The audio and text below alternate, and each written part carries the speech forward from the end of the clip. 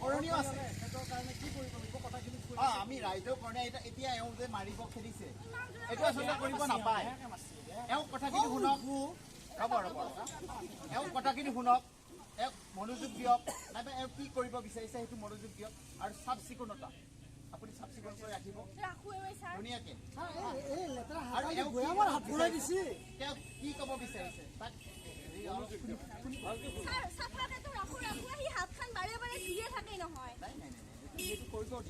কৰিব দিয়ক কিন্তু কথা হ'ল আমি খুব কেয়াৰ ল'ব লাগিব এনেকুৱা বেমাৰী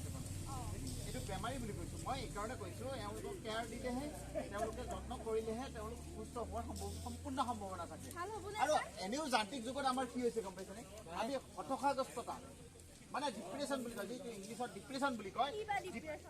হতাশাগ্ৰস্ততা আপুনি যে মন মাৰি থাকে নাইবা একো কৰিবলৈ মন নাযায় মানে চিন্তা শূন্য হৈ যায় মনটো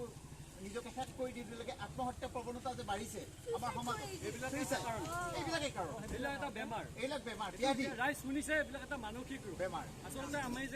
আমাৰ যে মানুহৰ এতিয়া আত্মহত্যাৰ প্ৰৱণতা বাঢ়িছে এইটো এটা মানসিক ৰোগ গতিকে এই ক্ষেত্ৰত আপোনালোকে সজাগ হওক আমি সকলোৱে সজাগ হওক তেতিয়াহ'লে সমাজ সুস্থ হ'ব সমাজ সচেতন হ'ব সমাজ সুস্থ হ'ব আৰু সুস্থ সমাজৰ কাৰণে আমি বিকৰ্ণতাৰ বিষয়ে দিব লাগিব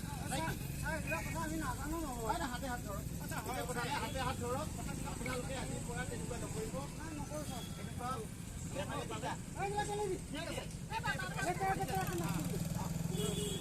ঠিক আছে আমি সুস্থ সমাজৰ কাৰণে আমি সকলোৱে ঠিক আছে নমস্কাৰ